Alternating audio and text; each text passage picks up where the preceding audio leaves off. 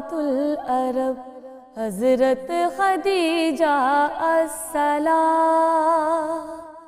اے ملکات العرب حضرت خدیجہ السلام۔ اعوذ باللہ من الشیطان الرجیم، بسم اللہ الرحمن الرحیم، والضحیٰ واللیل اذا سجی ما ودعک ربک وما قلی وللآخرۃ خیر لک من الأولی وَلَسَوْفَ يُعْطِيكَ رَبُّكَ فَتَرْضَىٰ أَلَمْ يَجِدْكَ يَتِيمًا فَآوَىٰ وَوَجَدَكَ ضَالًّا فَهَدَىٰ وَوَجَدَكَ عَائِلًا فَأَغْنَىٰ فَأَمَّا الْيَتِيمَ فَلَا تَقْهَرْ وَأَمَّا السَّائِلَ فَلَا تَنْهَرْ وَأَمَّا بِنِعْمَةِ رَبِّكَ فَحَدِّثْ۔ صدق اللہ العلی العظیم۔ ٹرانسلیشن۔ شروع اللہ کے نام سے جو بڑا مہربان نہایت رحم والا ہے۔ قسم ہے روز روشن کی اور رات کے جب وہ چھا جائے، نہ ہی چھوڑا تم کو اے محمد صلی اللہ علیہ وآلہ وسلم تمہارے رب نے، اور نہ وہ ناراض ہوا، اور بے شک آخرت بہتر ہے اس دنیا سے، اور ان قریب عطا کرے گا تمہیں تمہارا رب کہ تم خوش ہو جاؤ گے۔ کیا نہیں پایا تمہارے رب نے تم کو یتیم پھر ٹھکانہ دیا، اور پایا تم کو ناواقف تو سیدھا راستہ دکھایا، اور پایا تم کو تنگ دست تو غنی کر دیا۔ لہٰذا یتیم پر سختی نہ کرنا، اور جو سوالی ہوں اسے نہ جھڑکنا، اور جو نعمتیں تمہارے رب کی ان کو خوب بیان کرتے رہنا۔ صدق اللہ العلی العظیم۔ اللہم صلی علی محمد وعلی محمد۔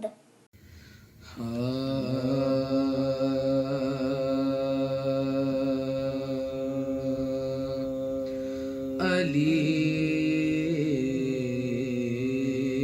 جناب بھی بازو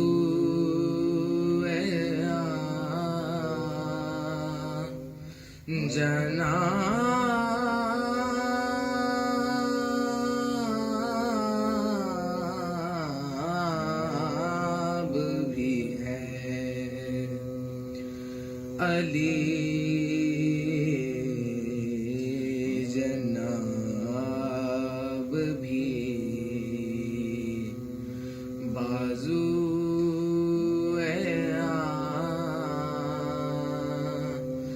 جناب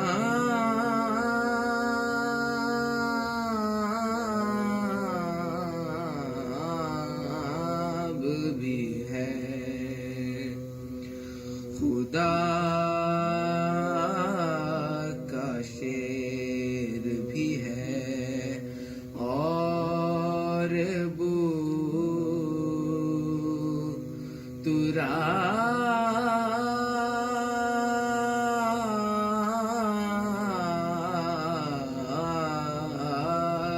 بھی ہے، خدا کا شیر بھی ہے، اور تراب بھی ہے، صفوں کو جوڑنے والا علی بوقت نماز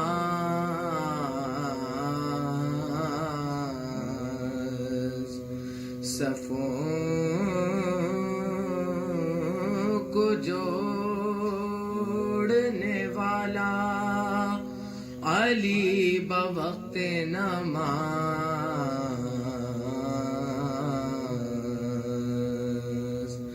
اگر ہو جنگ تو پھر صف شکن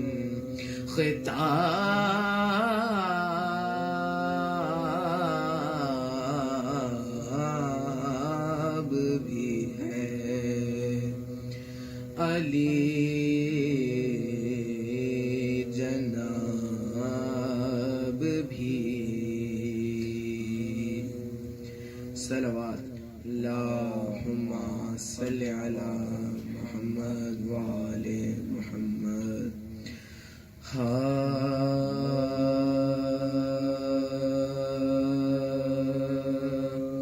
نبی کا قلب ہے در اصل گھر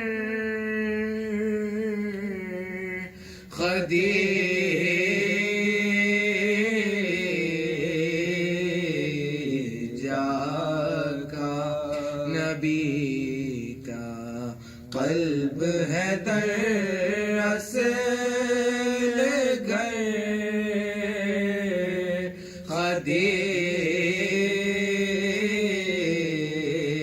خدیجہ کا ایسے ایک فخر سے اونچا ہے سر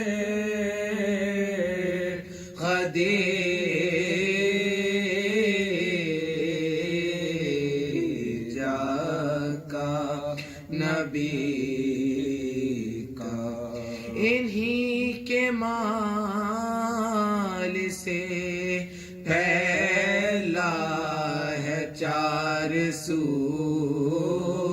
اسلام لگا ہے دین پہ سب مال و زر خدیجہ کا نبی کا چنا خدا نے محمد کی زوجیت کے لیے جہاں میں کیسا بڑھا کر روفر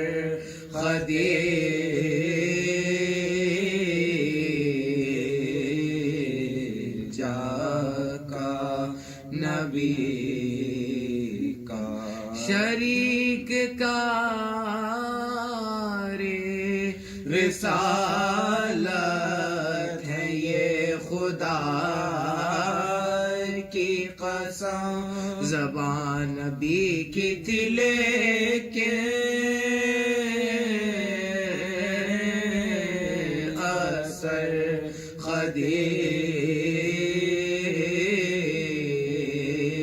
خدیجہ کا نبی کا نہ جانے کیوں تیری عظمت کو وہ گھٹاتے ہیں عجیب دل میں ہے دنیا کے ڈر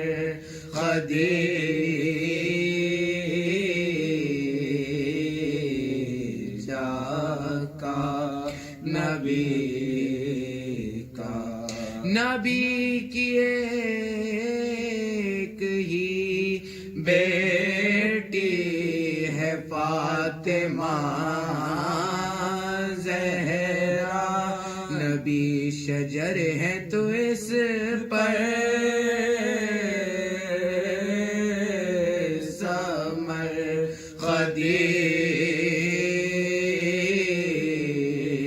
خدیجہ کا نبی کا کھانا جاتے ہیں غار ہرا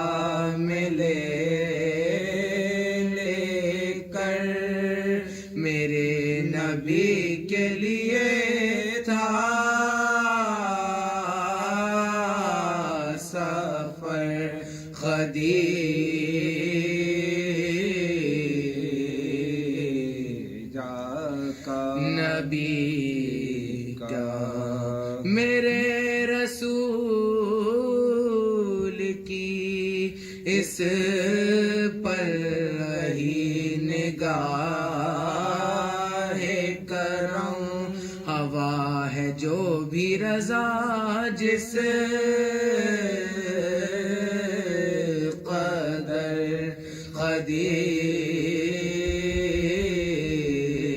خدیجہ کا میرے رسول کی اس پر رہی نگاہ کرم ہوا ہے جو بھی رضا جس قدر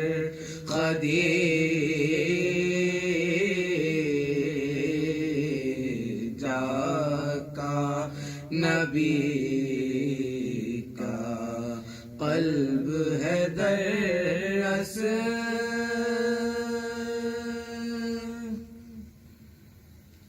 سورہ فاتحہ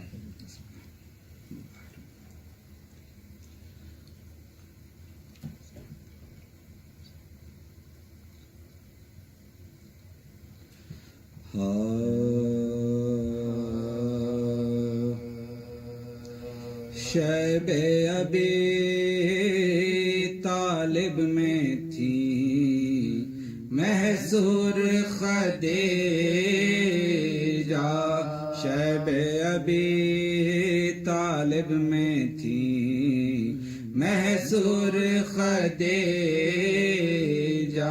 ماں 3 برس قحط رہا آب و غذا کا وہ ملکہ اسلام وہ رنج و غم و ایذا اے اہل عرب کیا یہی ایسا کا سلا تھا اے اہل عرب کیا یہی ایسا کا سلا تھا سہ کے غم و رنج دل افگار خدیجہ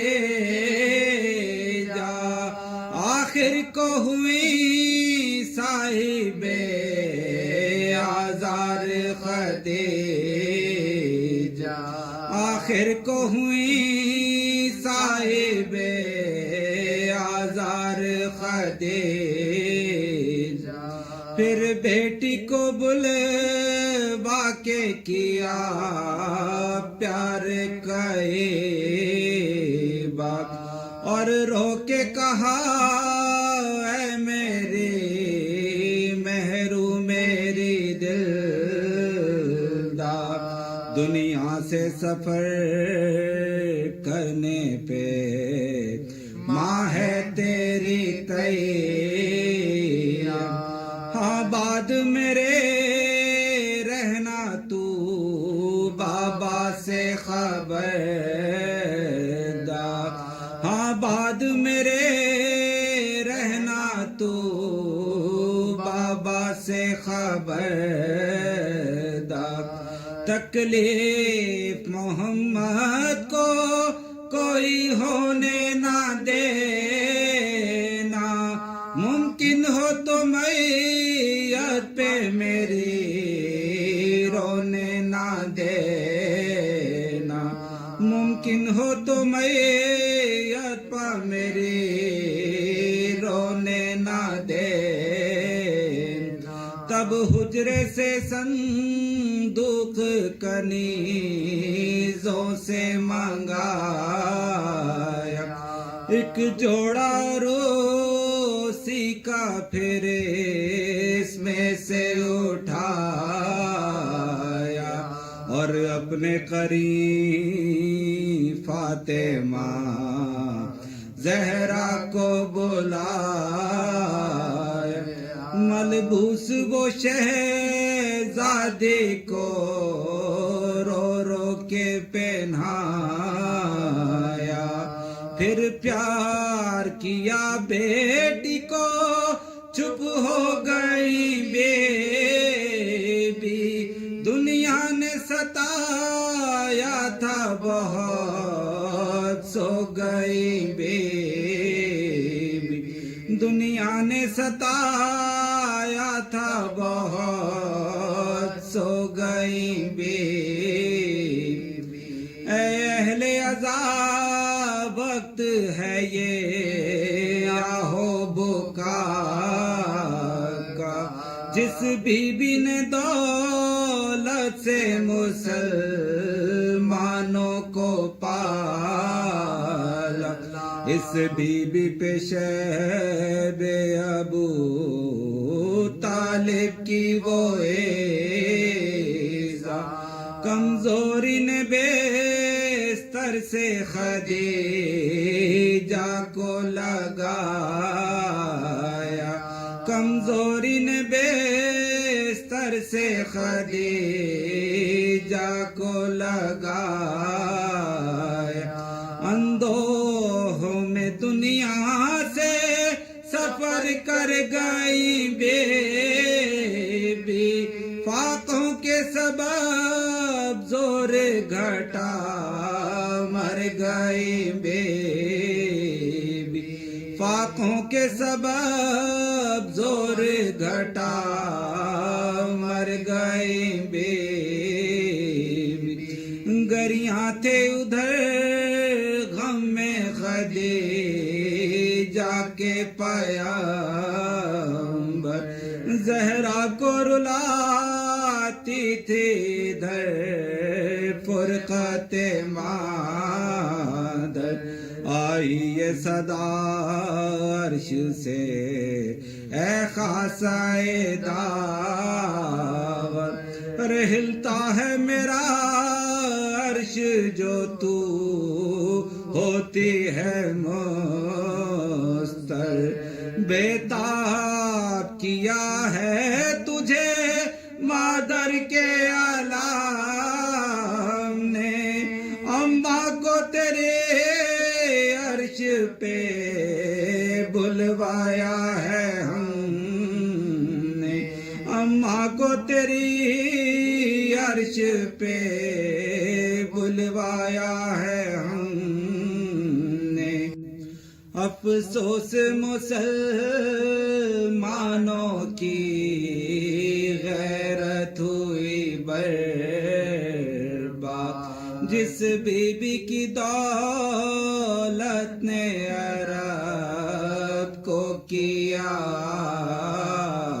بات، اس بی بی کی بیٹی پہ ہوئی کیسی یہ بیدا، دربار میں جانا پڑا اس کو پے فریا، دربار میں جانا پڑا اس کو پے فریا، پھر اس کی نواسی پہ بھی کوفے میں جفا تھی، دربار تھا ظالم کا نمک نعرے داد تھی، پھر اس کی نواسی پہ بھی کوفے میں جفا تھی،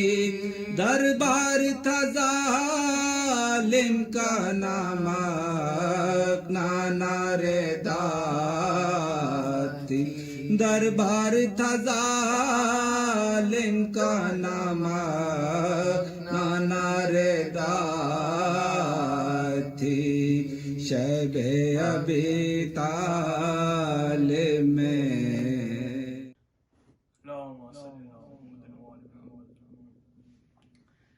فرش و عرش پر غم ہے، جہلت خدیجہ سے، دو جہاں میں ماتم ہے،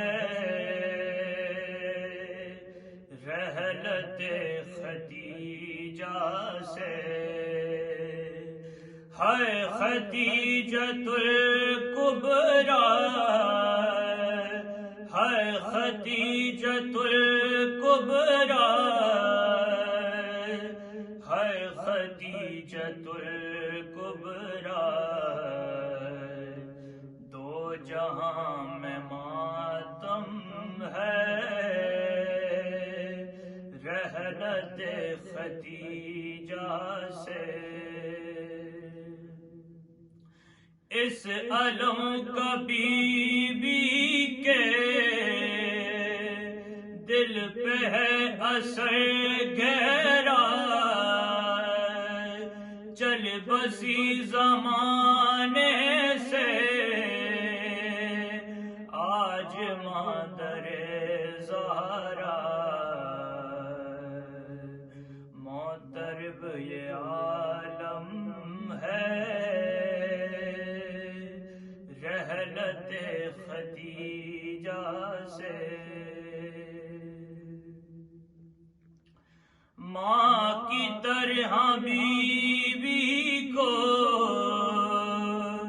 کل حق نے جب کھویا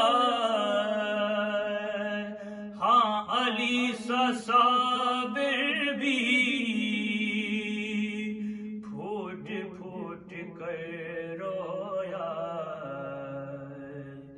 جاری اشک پہ ہم ہے رحلت خدیجہ سے غم ہے 10ویں روزے میں جیسے 10 محرم کا ہاتھ خود ہی ماتم کو اٹھا ہے ماتم کا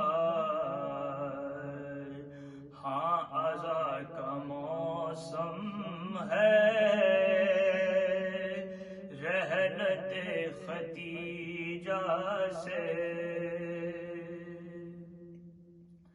ہر طرف سے چلتی ہے غم کی آندیاں حامد اہل بیت کے گھر میں اب خوشی کہاں حامد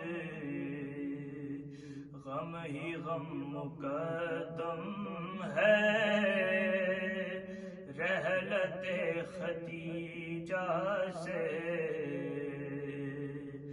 فرش و عرش پر غم ہے رحلت خدیجہ سے دو جہاں میں ماتم ہے رحلت خدیجہ سے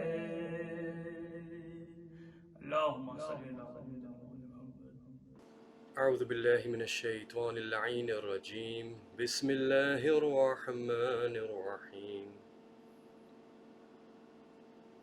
الحمد لله على ما أنعم وله الشكر على ما ألهم والثناء بما قدم من عموم نعمة ابتداها وسبوغ لين نصداها وتمام منن أولاها جمع عن العصاء عددها ونع عن الجزاء يمدها وتفاوت عن الإدراك أبدها وندبهم لاستزادتها بالشكر لاتصالها واستحمد إلى الخلائق بإجزالها وثناء بالندب إلى أمثالها اللهم صل وسلم وزد وبارك على النبي الأمي العربي القرشي المدني الأبتهي التهامي السيد البهي السراج المضيء الكوكب الدري صاحب الوقار والسكينة المدفون بالأرض مدينة حبيب إله العالمين وخاتم النبيين وسيد المرسلين وشفيع المذنبين ورحمة للعالمين العبد المؤيد الرسول المسدد المصطفى الأمجد المحمود الأحمد سيدنا ومولانا أبي القاسم محمد. اللهم صل على محمد.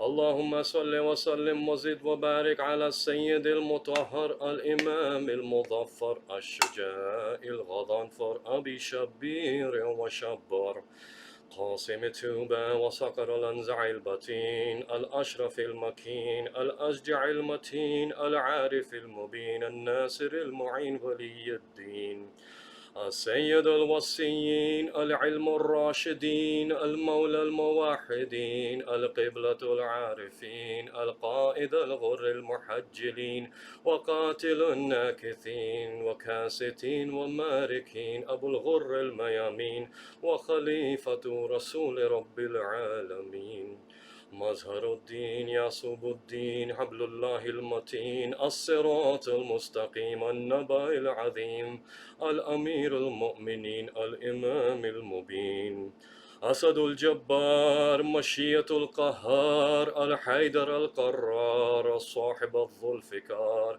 أخي النبي الأبرار أبو الآل أطهار قسيم جنة والنار فارس بدر والحنين الصاحب الصيفين الصلاة القبلتين أبو الحسن والحسين الزوجه مليكة الكونين إمام الثقلين إمام المجتبى غاية المرتضى عروة الوثقى من هو بمنزلة هارون من موسى إمام الحق سيد الخلق بعد رسول حق ومن عنده علم الكتاب وفصل الختاب وإمامه وشافعي يوم الحساب صاحب الموجزات منكس الريات محل المشكلات عالم التأويل وتنزيل ومن خادمه جبرائيل ومن هو في التوراة والإنجيل هاشمي مكي مدني حجازي تقيع نقيع وفيع بديع زكيع علي ولي الله الوالي السيد الرضي الإمام الوصي الحاكم بنص الجلي المخلص الصفي المدفون بالغر ليث بن غالب ومظهر العجائب ومظهر الغرائب ومفرق الكتائب والشهاب الثاكب والهزبر السالب ونقطة الدائرة المتالب أسد الله الغالب غالب كل غالب ومطلوب كل طالب الصاحب المفاخر والمناقب الإمام المشارك والمغارب الذي حبه فرض على الحاضر والغائب مولانا ومولى الثقلين علي بن أبي طالب. اللهم صل على محمد. اللهم صل وسلم وزد وبارك على السيدة الجليلة الجميلة المعصومة المظلومة الكريمة النبيلة المكروبة العلية ذات العزان الطويلة في المدة القليلة المجهولة قدرا والمخفية قبرا والمدفونة سرا والمغصوبة جهرا السيدة النساء الإنسية الهورا أم الأئمة النقباء النجباء وبنت خير الأنبياء الطاهرة المطهرة البتول الأزرى الفاطمة التقية النقية الزهراء. اللهم صل وسلم وزد وبارك على صاحب الدعوة النبوية وسولة الحيدرية والعصمة الفاطمية والحلم الحسنية والشجاعة الحسينية والعبادة السجادية والمعثر الباقرية والعاثار الجعفرية والعلوم القاضمية والحجج الرضوية وجود التقوية والنقاوة النقوية والهيبة العسكرية والغيبة الإلهية سيدنا ومولانا يا صاحب العصر والزمان. اللهم صل على محمد وآل محمد.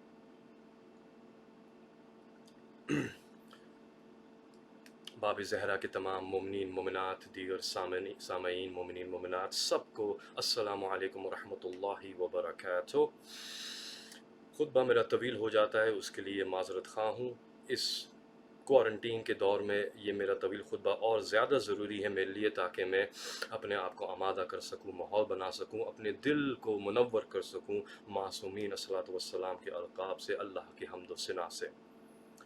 10 رمضان کی تاریخ ایک غمگین تاریخ ہے تمام مومنین اور مومنات کے لیے۔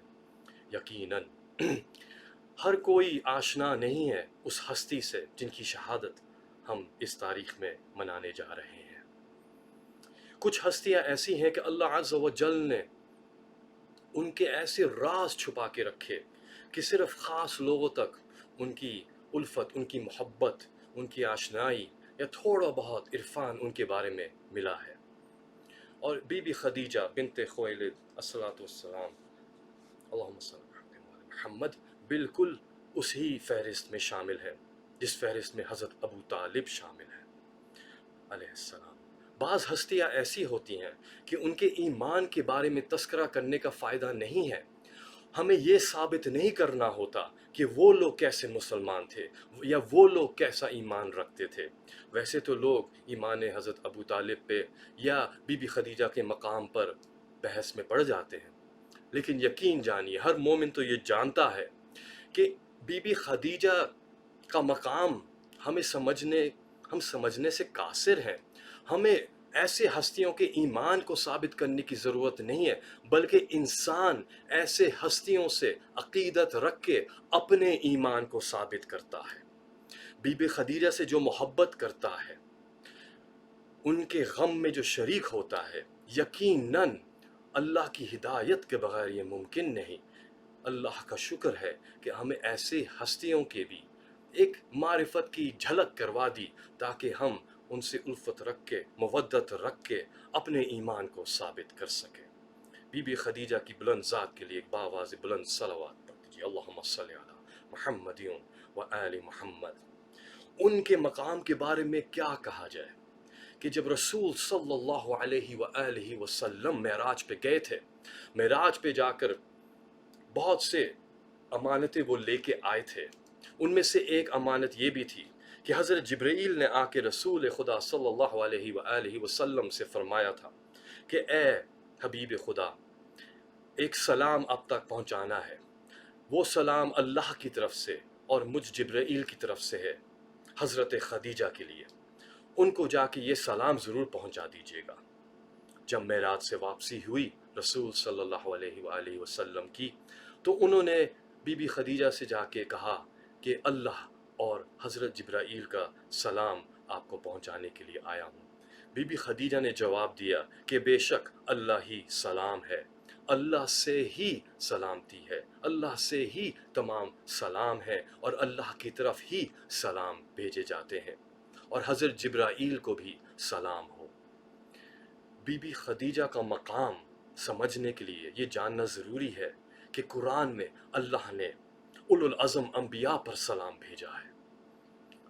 سلام علی نوح، سلام علی ابراہیم، خاص ہستیوں پہ اللہ نے سلام بھیجا ہے۔ اللہ ہر کسی پر سلام نہیں بھیجتا، اللہ وہ ہستی ہے جو معصومین کے لیے ہر وقت درود بھیجتا ہے اور خاص ہستیوں پہ سلام بھیجتا ہے۔ اس سے ہمیں بی بی خدیجہ کا مقام تھوڑا سا سمجھ میں آنا شروع ہوتا ہے۔ بی بی خدیجہ کا مقام جب سمجھنے کی کوشش کرتا ہوں میں تو ایک بات سوچ کے حیران ہوتا ہوں، اور وہ بات یہ ہے کہ اللہ عز و جل نے اپنی کل علم اور حکمت سے تمام نسل حضرت آدم کو طے کیا۔ اس میں طے کیا کہ کون کس جنریشن میں کون سی روح آئے گی، اور اس میں یہ بھی طے کیا اللہ عز و جل نے کہ کون والد، کون بیٹا، کون والدہ، کون بیٹی۔ ان رینکنگز میں یقیناً اللہ کا علم شامل ہے، اور جب اللہ عز و جل اپنے علم و حکمت سے یہ فیصلہ کر رہا ہو کہ بی بی فاطمۃ الزہرا سلام اللہ علیہا اللہم صلی علی محمد و آل محمد کی ماں کس کو رکھا جائے گا، کون اس مقام پر آئے گا، اور اللہ نے تمام روحوں کو دیکھا ہوگا، کائنات کی جتنی بھی روحیں ہیں، کائنات میں جو جو موجود ہیں، کتنے عظیم عظیم ہستیاں بھی ہیں، ان سب میں سے ایک کو تلاش کر کے ان کو معین کرنا تھا اس مقام پر جس مقام پر کہتے ہیں فاطمہ فی ماں۔ اور کون فاطمہ؟ وہ فاطمہ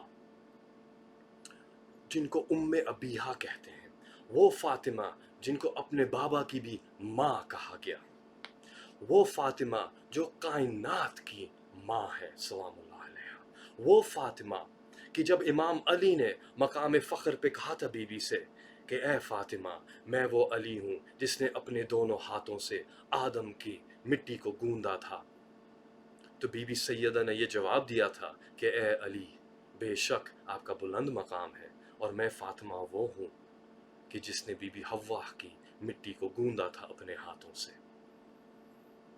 جس ہستی کو بی بی فاطمہ زہرا نے اپنے ہاتھوں سے گوندا وہ تمام انسانیت کی ماں ٹھہرائی، یعنی کہ بی بی فاطمہ زہرا کا ایک عجیب مقام ہے کائنات میں، کائنات کی ماں۔ لگتا ہے کہ تمام رحمت اللہ انہی سے جاری کرتا ہے، تمام محبت انہی سے جاری کرتا ہے۔ جتنی مائیں اپنے اولاد سے محبت کرتی ہیں بی بی زہرا کی محبت کے صدقے میں ہے۔ اب سوچئے اس مقام پہ جو ہستی فائز ہوں، وہ مقام جس کے لیے امام جعفر الصادق الصلاۃ والسلام علیہ نے کہا کہ ہم تمام مخلوق کے لیے حجت ہیں اور ہماری ماں فاطمہ ہمارے لیے حجت ہے۔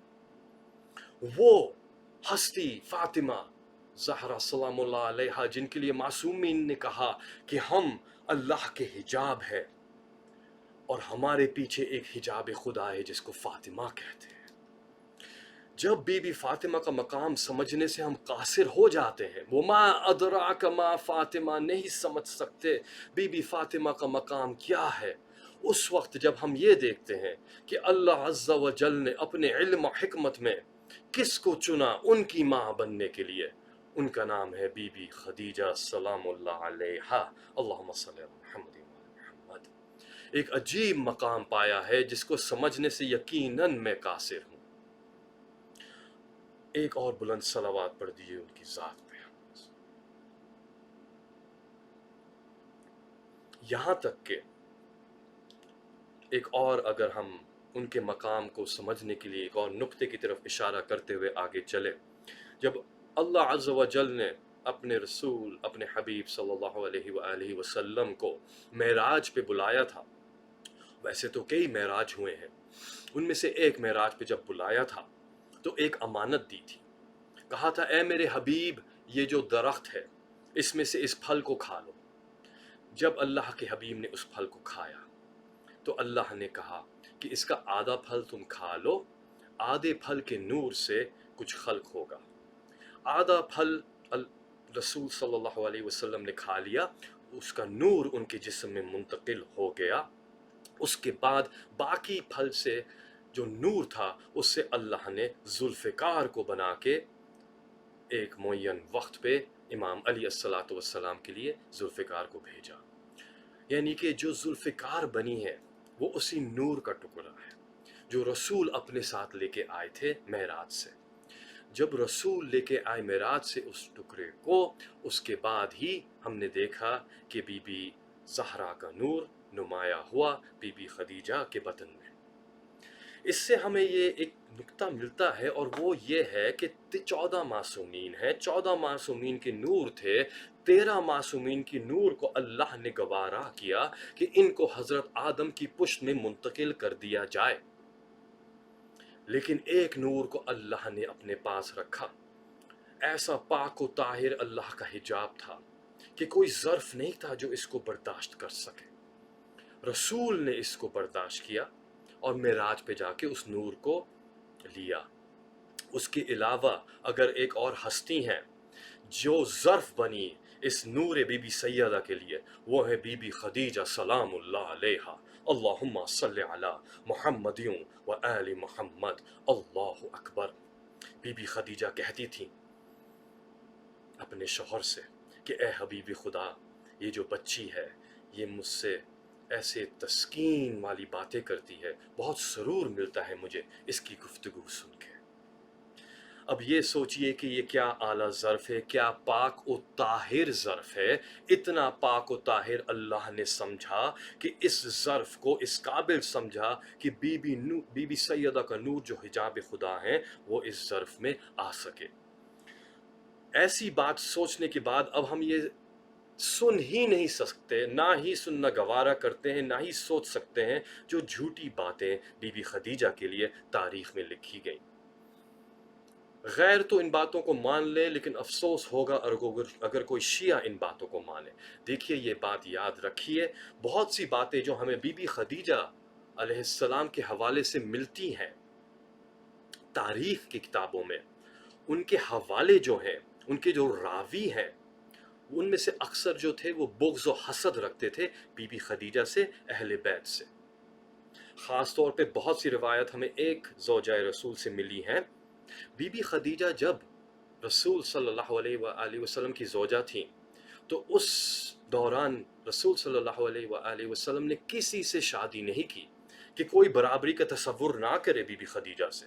ہاں، جب وہ اس دنیا سے رخصت ہو گئیں، اس کے بعد ازواج رسول دیگر آئیں، ان میں سے ایک جو زوجہ تھی وہ خاص طور پہ بہت حسد رکھتی تھی بی بی خدیجہ سے۔ بہت سی باتیں کتابوں میں ان کے ذریعے سے ہم تک پہنچی ہیں، ان میں سے اکثر باتوں کی بنیاد حسد ہے، یعنی کہ وہ جھوٹ ہے۔ بی بی خدیجہ وہ پاک ذات ہے کہ بی بی زہرا کی ماں قرار پائیں۔ بی بی خدیجہ وہ پاک ذات ہے کہ اتنے رشتے آئے ان کے لیے، لیکن انہوں نے رسول صلی اللہ علیہ وآلہ وسلم کو رشتہ بھیجنے سے پہلے کسی سے شادی نہ کی۔ وہ مالدار خاتون کہ ان کے قافلے اور ان کا بزنس اتنا تھا کہ جو یمن اور شام قافلے جاتے تھے، جتنے ٹوٹل قافلے عرب سے جاتے تھے، ان میں سے آدھے قافلے بی بی خدیجہ کے تھے، باقی آدھے قافلے تمام دیگر سو کالڈ مالدار ہستیوں کے۔ آپ سوچ لیجئے کہ ان کا مقام کیا ہوگا مالدار لوگوں میں۔ بی بی خدیجہ کا رویہ ایسا تھا کہ معلوم ہوتا ہے کہ وہ انتظار میں تھیں کسی کے، کہ ایک رشتہ خاص ہے جس کو وہ قبول کریں گی یا مجھے کہنے دیجئے رشتہ بھیجیں گی، جو تاریخ نے دیکھا۔ اس سے پہلے انہوں نے سب رشتوں کو رد کر دیا۔ تاریخ نے نہیں دیکھا کہ بی بی خدیجہ علیہ السلام نے کبھی بھی بت پرستی کی ہو۔ وہ قبیلہ قریش سے ہی تھیں، رسول کے دور کے رشتہ داروں کے قبائل سے تھیں، اور حضرت ابراہیم کی اولاد میں سے تھی، یعنی کہ یہ وہ نسل ہے جو موحد تھی، اللہ کی عبادت کرتی تھی، توحید کو مانتی تھی۔ بی بی خدیجہ سلام اللہ علیہا رشتوں کو منع کرتی گئیں جب تک کہ وہ وقت نہ آیا کہ انہوں نے رشتہ بھیجا رسول کو۔ بہت سی ازواج ہم دیکھتے ہیں جو معصومین کی بنی ہیں، ان میں سے اکثر کو اللہ نے ہدایت کی ہے خواب کے ذریعے سے۔ بہت سے راز ہم تک پہنچے نہیں ہیں، لیکن ایسا معلوم ہوتا ہے کہ وہ یقیناً ایک منتظر تھیں۔ انہوں نے اپنے مال کو شادی سے پہلے ایسے خرچ کیا کہ غریبوں کی مدد کرتی تھیں، اپنے اقربا رشتہ داروں کی مدد کرتی تھیں، جن کی شادیاں نہیں ہوتی تھیں ان کی مدد کرتی تھیں، قرض دیتی تھی لوگوں کو، اور جب ان کی شادی ہو گئی اس کے بعد ہم نے دیکھا ان کا تمام مال اسلام کے لیے صرف ہو گیا۔ بی بی خدیجہ کے کردار سے دو اہم پہلو ہمارے لیے اس وقت ہیں جو ہم امپلیمنٹ کر سکتے ہیں اور کرنے چاہیے۔ ان میں سے ایک تو ہے انتظار بی بی خدیجہ، کہ وہ انتظار کرتی رہیں کہ کب وہ آئے گا جس کو میں رشتہ بھیجوں گی اور کب میری اس ہستی سے شادی ہوگی، اپنے رسول خدا، اپنے شوہر کا انتظار، اور ایسا انتظار کہ جب وہ آ گئے تو اس کے بعد انہوں نے اپنی پوری زندگی، اپنے مال و دولت، اپنی ہر شے ان کے لیے صرف کر دی۔ ہم بھی منتظر ہیں کسی قائم کے جن کا ظہور ہونا ہے، ہمیں بھی ان کے لیے ایسے ہی انتظار کرنا چاہیے جیسے بی بی خدیجہ کا انتظار تھا، اور ہمیں بھی جب وہ آ جائیں تو ہمیں بھی ان کے لیے ایسے ہی اپنے مال و دولت کو صرف کرنا چاہیے، اپنی جان کو قربان کرنا چاہیے جیسے بی بی خدیجہ نے قربان کیا تھا۔ بی بی خدیجہ کی شہادت آسان شہادت نہیں تھی۔ تلوار سے شہادت ایک بہت تکلیف دہ شہادت ہے، زہر سے بھی۔ کچھ ہستیاں ایسی ہیں جن کی شہادت بھوک کے بنا پہ ہوئی۔ شیب ابی طالب میں جو وقت گزرا ہے ان ہستیوں کا، وہ بہت مشکل وقت تھا۔ ہم دیکھتے ہیں اس وقت میں بوائیکاٹ ایسا ہوا تھا اکنامیکل کہ کھانے کو نہیں ملتا تھا۔ حضرت ابو طالب کے لیے تو لکھا ہوا ہے کہ وہ اور بی بی خدیجہ پتوں پہ بھی گزارا کرتے تھے. تھوڑا سا کھانا ملتا تھا، بعض لوگ خفیہ طور سے لے کے آ کے تھوڑا سا کھانا بیچ کے بھی دیتے تھے ان کو اپنے بزنس کے لیے تاکہ ان کو مہنگا دے سکیں. کچھ لوگ جو ہیں شاید کہیں نہ کہیں سے تھوڑا سا آ جاتا ہو، لیکن بہت مشکل سے وقت گزرا تھا. کہا جاتا ہے کہ بی بی خدیجہ، حضرت ابو طالب، یہ وہ ہستیاں تھے جو ختم ہو گئے تھے شیب ابی طالب میں. نہ جانے کیسے انہوں نے بھوک سہی ہوگی اور دوسروں کو اپنے کھانے کا حصہ بھی دے دیا ہوگا، کہ کہا جاتا ہے کہ ہڈیاں رہ گئی تھیں، اتنے کمزور اور لاغر ہو چکی تھی بی بی خدیجہ کہ اس 3 سال کی بھوک نے آہستہ آہستہ بی بی خدیجہ کو ختم کر دیا تھا. بی بی خدیجہ نے بالکل بھی شکایت نہ کی، اپنی تکلیفوں کو چھپا کے رکھتی تھی رسول خدا سے صلی اللہ علیہ وسلم. بی بی خدیجہ اس تکلیف کو سہتی رہتی تھی لیکن اپنی تکلیف کو ظاہر نہ کرتی تھی. بی بی خدیجہ کا ایمان کون سمجھ سکتا ہے؟ بی بی خدیجہ نے ایسی سیوا کی، ایسی خدمت کی اپنے شوہر کی، کہ ہم دیکھتے ہیں کہ جب بھی بی بی خدیجہ کو پتہ چلتا تھا کہ رسول اپنے تبلیغ میں زخمی ہو گئے ہیں، ایک دن ابو جہل نے، ملعون نے پتھر مارا، رسول کے ماتھے سے خون جاری ہو گیا. مولا علی کو معلوم ہوا، انہوں نے بی بی خدیجہ کو بتایا. بی بی خدیجہ پریشان ہو گئی. پریشانی کے عالم میں مولا علی کے ساتھ نکلی اپنے شوہر کو ڈھونڈنے کے لیے، حبیب خدا کو ڈھونڈنے کے لیے. حضرت جبرائیل آئے رسول خدا کے پاس اور کہا، اے رسول خدا، بی بی خدیجہ آپ کو ڈھونڈ رہی ہے اور آپ پہ جو یہ ظلم ہوا ہے، اگر آپ مجھے حکم دیں تو میں حضرت جبرائیل اپنی فوج لا کے ان سب کو مسمار کر دوں گا. رسول خدا نے کہا، اے جبرائیل، مجھے اللہ نے ان کی ہدایت کے لیے بھیجا ہے، ان پر عذاب کی دعا کرنے کے لیے نہیں. حضرت جبرائیل نے کہا، اے رسول خدا، بی بی خدیجہ آپ کو ڈھونڈ رہی ہے، روتی ہیں، بہت پریشان ہیں. حضرت رسول خدا نے کہا، اے جبرائیل، بی بی خدیجہ کو میرے پاس بلاؤ، ان کی مدد کرو. تھوڑی دیر بعد کیا دیکھا، بی بی خدیجہ رسول خدا کے پاس پہنچتی ہیں اور ماتھے سے خون پوچھنا شروع ہوتی ہیں اور روتی جاتی ہیں اور کہتی ہیں، اے حبیب خدا، کاش کہ یہ زخم سب کے سب مجھے پڑ جائیں اور آپ کو آئندہ کبھی کوئی زخم نہ پڑے. بی بی خدیجہ پوچھتی جاتی تھی رسول کے زخم بعد تبلیغ اور روتی جاتی تھی. بی بی خدیجہ کے ایمان کے بارے میں کون کیا کہہ سکتا ہے، ان کے انتظار کے بارے میں کون کیا کہہ سکتا ہے. لیکن اس موقع پہ میں چاہوں گا خاص طور پہ اپنے لیے، اپنے نوجوانوں کے لیے، اصلاح کے لیے، اپنے لیے، کہ ہم یہ دیکھیں کہ یہ وقت بہت مشکل ہے. اس وقت میں ہمیں بی بی خدیجہ کے کردار سے انسپریشن لیتے ہوئے ہمیں بھی انتظار ایسا کرنا چاہیے اور ہمیں بھی تیار ہونا چاہیے، آمادہ ہونا چاہیے کہ ہم اپنا سب کا سب صرف کر دیں اپنے حجت قائم کے لیے. اس پینڈیمک کے دور میں، اس کوارنٹین کے دور میں، اس آئسولیشن کے دور میں، کہ جب مومنین اپنے گھروں میں بند ہیں، کہ اب ہم اپنی مجالس و محافل کو اپنے گھروں میں بیٹھ کے انٹرنیٹ کے ذریعے سے دوسروں تک پہنچا رہے ہیں، لیکن ہم چھوڑیں گے نہیں اس کو. ہاں، ہماری شان یہی ہے. محب اہل بیت جو ہیں، محبان اہل بیت، ان کی شان یہی ہے کہ اس ذکر کو نہ چھوڑا جائے. اگر ہم امام بارگاہوں میں نہیں کر سکتے، اپنے گھروں میں کریں گے. اپنے گھروں میں نہیں کر سکتے، اپنے دل میں کریں گے. اپنے دل میں نہیں کر سکتے، اپنی قبروں میں کریں گے. لیکن اس ذکر کو ہم چھوڑیں گے نہیں. اس دور میں ہم اپنی حجت سے اور قریب ہوتے جاتے ہیں. ہم پوچھتے ہیں کہ یہ کیا ہم پر عذاب ہے یا ہمارے لیے امتحان ہے. اور ہم مولا علی کے قول سے جانتے ہیں کہ مولا علی نے فرمایا کہ جب تم دیکھو کوئی مشکل تم پہ آئے اور تم یہ جاننے کی کوشش کرو کہ کیا یہ عذاب ہے یا امتحان ہے، تو دیکھ لو کہ اس کا نتیجہ کیا ہوتا ہے. اگر اس کے نتیجے میں تم اپنے اللہ سے اور قریب آ جاؤ تو یہ امتحان تھا اور تم کامیاب ہو گئے ہو. اگر تم اس کے نتیجے میں اللہ سے اور دور چلے جاؤ تو یہ عذاب تھا تم پر اور اب تم جہنم کے قریب جا رہے ہو. اس دور میں ہمیں اپنے امام سے اور قریب آنا ہے تاکہ ہم اس امتحان میں کامیاب ہو جائیں. یقین جانیے مشکلیں بہت ہیں، لیکن اللہ نے ایک عجیب رحمت ہمارے اوپر نازل کی ہے. اس پوز میں ہمیں موقع ملا ہے تفکر کا. اس پوز میں ہمیں موقع ملا ہے کہ ہم تفکر کریں کہ بالآخر آسرا ہمیں کس سے ہے، امید ہم کس سے رکھتے ہیں. ہم یہ جو سوال پوچھ رہے ہیں کہ اب یہ دور کب ختم ہوگا، یہ مشکلیں کب ختم ہوں گی، کب وہ وقت آئے گا کہ ہم اپنی زندگی کو جس طرح سے گزارتے تھے گزار سکیں گے؟ یا تبدیلی آئے گی تو کب آئے گی اور کیسے آئے گی؟ کیا کوئی ہمیں امید دلا سکتا ہے؟ ہاں، بات ٹالی جا رہی ہے، دنیا کے تمام لیڈر کہہ رہے ہیں کہ ہاں ابھی رک جائیے 2 ہفتے، پھر 4 ہفتے، پھر 6 ہفتے، وہ وقت آئے گا، ہم سب دیکھ رہے ہیں، لیکن وہ بھی پریشان ہیں، ہر کوئی پریشان ہے۔ اس کی وجہ یہ ہے کہ ان سب لوگوں کے پاس آپ کی پریشانی کا حل ہے ہی نہیں۔ ہماری نجات تو اس حجت کے پاس ہے جو ہمارے درمیان موجود ہے، لیکن ہماری آنکھوں سے اوجھل ہے۔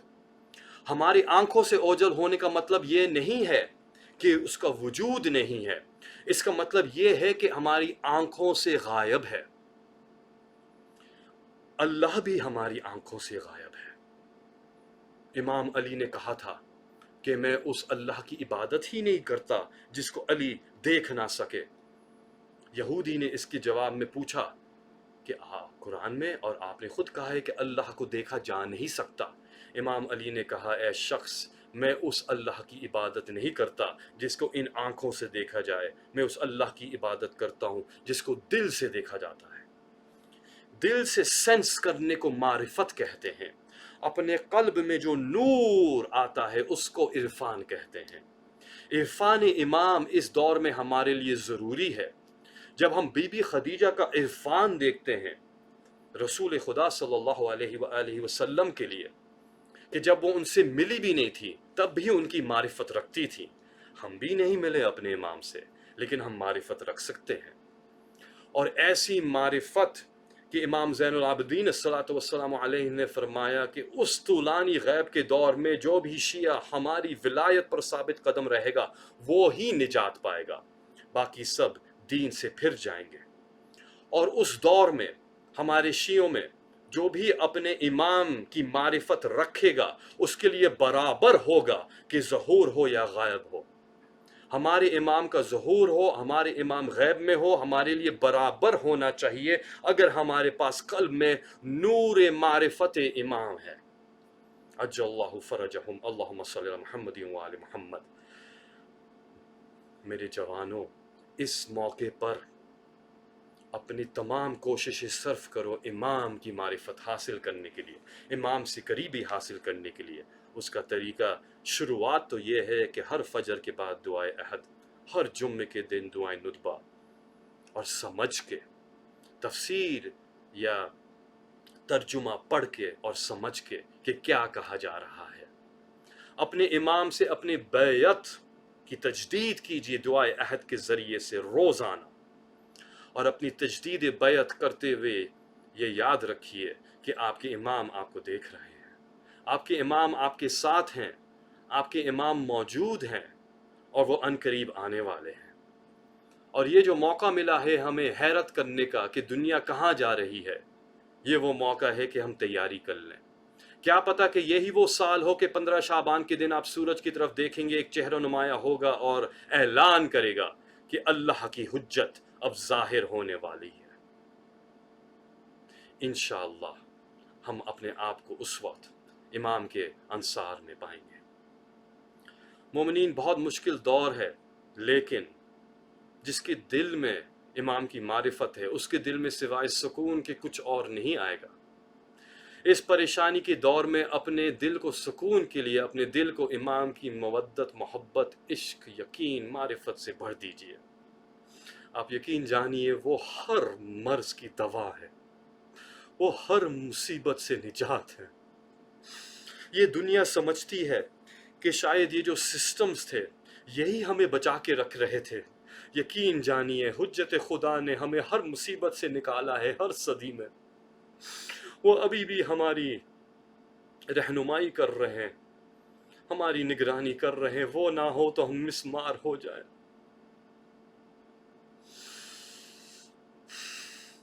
بی بی خدیجہ کہ جب آخری وقت آئے تھے، بی بی خدیجہ کے جب آخری وقت آئے تھے تو بی بی خدیجہ نے رسول کو بلایا اپنے پاس اور کہا اے حبیب خدا، میری ایک وصیت ہے، میں نے اپنی بیٹی کو بہت نازوں سے پالا ہے، میری بیٹی کا بہت خیال رکھیے گا اور اسے بہت محبت کیجیے گا۔ ظاہر ہے کہ بی بی خدیجہ تو جانتی تھی رسول یہ کریں گے، لیکن اس سے ہمیں یہ پتہ چلتا ہے کہ مدینے والوں نے اس بات کو نہیں سنا، کیونکہ بعد رسول کتنی تکلیف دی بی بی خدیجہ کی بیٹی کو۔ ایک اور اہم وصیت بی بی خدیجہ نے یہ کی کہ اے حبیب خدا، جب آپ مجھے دفن کریں تو جو میرا لباس اس وقت بدن پہ ہے اسی میں مجھے دفن کر دیجیے گا۔ بی بی خدیجہ جانتی تھی کہ رسول خدا کے پاس شیب ابی طالب کی مشکلات کے بعد، سوشل اکنامیکل بوائیکاٹ کے بعد مال اس وقت کم تھا۔ بی بی خدیجہ نہیں چاہتی تھی کہ رسول کسی مال کو صرف کرے۔ ان کے غسل و کفن کے لیے، ان کے کفن کے لیے انہوں نے کہا کہ اس کفن میں بس مجھے اسی لباس میں دفن کر دیجیے گا۔ جب بی بی خدیجہ اس دنیا سے رخصت ہو گئی اور وقت آیا کہ ان کو دفن کیا جائے، تو ماں کے سینے سے ان کی کم سن بیٹی بی بی زہرا لپٹی ہوئی تھی اور کہہ رہی تھی، بابا آپ میری ماں کو کہاں لے کے جا رہے ہیں؟ بابا میں اس کم عمر میں اپنی ماں سے جدا ہو رہی ہوں، اپنی ماں کو کہاں لے کے جا رہے ہیں؟ کم سینی میں بی بی زہرا نے ماں کی محبت سے رخصتی پائی۔ جب بی بی خدیجہ کو وہ دفن کر کے واپس آ گئے تو بی بی زہرا نے پوچھا کہ آپ میری ماں کو کہاں چھوڑ کے آ گئے ہیں؟ میری ماں کو کہاں دفن کر دیا ہے؟ ہائے، بی بی زہرا نے کم سینی سے کتنی مصیبتیں سہی ہیں۔ اپنی ماں کو کس طرح سے دیکھا ہوگا کہ ماں کمزور و لاغر ہوتی نحیف ہوتی جا رہی ہے، بھوک سے آہستہ آہستہ مرے ہیں شیب ابی طالب میں بی بی خدیجہ۔ ہاں، لیکن بی بی زہرا نے اپنی ماں کو دفن کر لیا۔ بی بی زہرا یہ بھی سوچتی ہوں گی کہ جب ان کا وقت آئے گا تو کس طرح سے دفن کیا جائے گا، کس طرح سے غسل و کفن ہوگا، کس طرح سے زخمی کیا جائے گا۔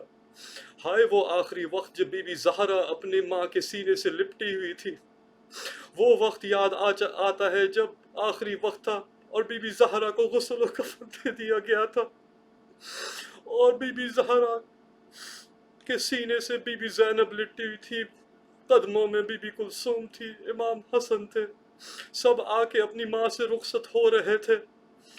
بی بی زہرا اپنے کفن میں، سب رخصت ہو رہے ہیں۔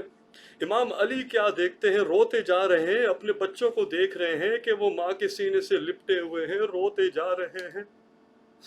امام علی نے لیکن یہ دیکھا کہ امام حسین جو ہیں، امام حسین کونے میں کھڑے ہوئے، اس کم سینی کے عالم میں اپنے ماں کے قریب نہیں جاتے، بلکہ کھڑے ہوئے کونے میں کمرے میں سہمے ہوئے روئے جا رہے ہیں۔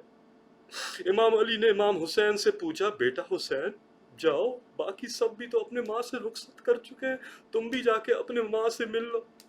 امام حسین نے عجیب جملہ کہا، ہائے، شہید کربلا کے پیاسے نے کہا کہ بابا آپ جانتے ہیں کہ حسین اپنی ماں کی آغوش میں کبھی گئے ہی نہیں جب تک کہ ماں نے اپنے زبان سے نہ بلایا ہو، اپنے دونوں ہاتھ نہ پھیلایا ہو۔ بابا آپ کو پتا ہے کہ جب بھی میں اس گھر میں داخل ہوتا تھا، ماں اپنے دونوں ہاتھ پھیلا کے حسین کو آغوش میں لے لیتی تھی۔ بابا اب ماں حسین سے بات نہیں کرتی۔ اب کیا دیکھا؟ یہ دیکھا کہ بی بی زہرا نے کفن کو توڑتے ہوئے آواز دی، کہا، اے میرے غریب حسین، ماں کی آغوش میں آ جا۔ شاید یہ جملہ کہا تھا امام حسین کو بی بی زہرا نے کربلا میں جب وہ گھوڑے پہ ڈگمگا رہے تھے۔ ہاں، اس دن مدینے میں تو امام حسین اپنی ماں کی آغوش میں آ گئے اور ماں بیٹا دونوں روتے رہے، اور پھر وہ وقت آیا کہ بابا علی نے اپنے بیٹے امام حسین کو پیار سے جدا کیا ماں کی آغوش سے اور اپنی گود میں لے لیا۔ لیکن ہائے حسین کی غریب بیٹی، غریب باپ کی غریب بیٹی، کہ جب بعد عاشور کربلا کے میدان میں کیا دیکھا گیا؟ تاریخ نے دیکھا کہ ایک بے سر لاشے سے تیر ہٹا کے لپٹی ہوئی بیٹی اپنے بابا کو رو رہی تھی، اور جب روتے روتے سو گئی تو کس طرح سے جدا کیا. ہاں اب بابا علی نہیں آئے جدا کرنے کے لیے بلکہ شمر کے کوڑے پڑتے جاتے تھے سکینہ کے. فَسَيَعْلَمُ الَّذِينَ ظَلَمُوا أَيَّ مُنْقَلَبٍ يَنْقَلِبُونَ أَلَا لَعْنَةُ اللَّهِ عَلَى الْقَوْمِ الظَّالِمِينَ. یا حسین یا حسین یا حسین یا حسین یا حسین. عیش و عیش پر غم ہے فیش و عیش پر غم ہے رحلت خدیجہ سے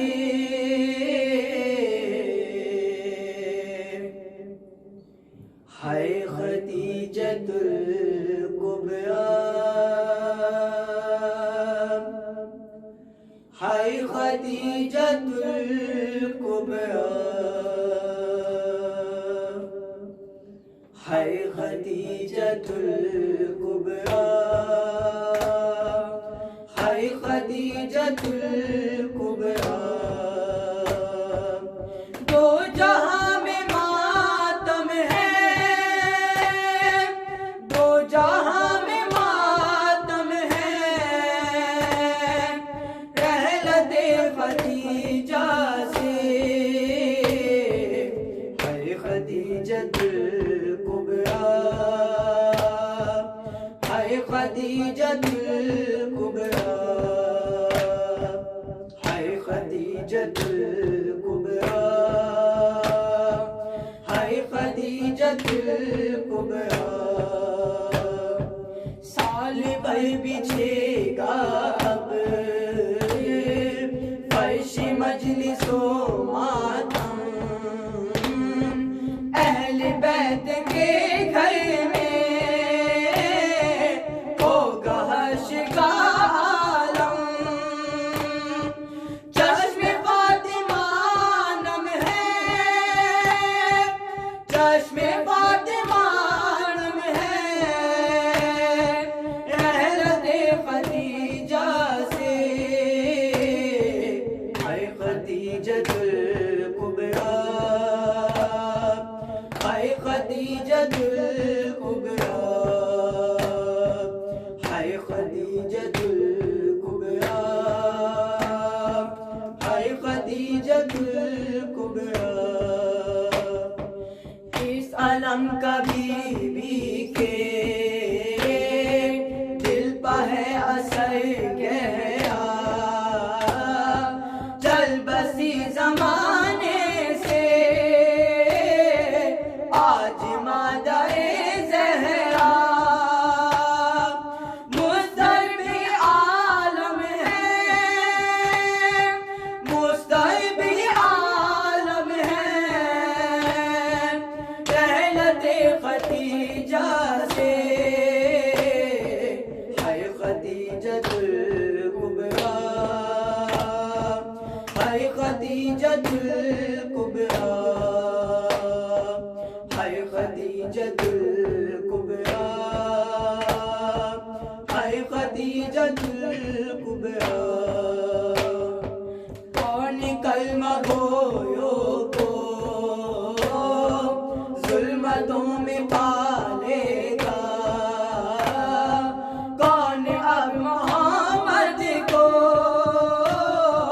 قلب میں سنبھالے گا. پشت مصطفیٰ خم ہے پشت مصطفیٰ خم ہے رحلت خدیجہ سے ہے خدیجۃ الکبریٰ ہے خدیجۃ الکبریٰ ہے خدیجۃ الکبریٰ ہے خدیجۃ الکبریٰ. لو جنازہ اٹھتا ہے آج ام زہرا کا ذرا ذرا روتا ہے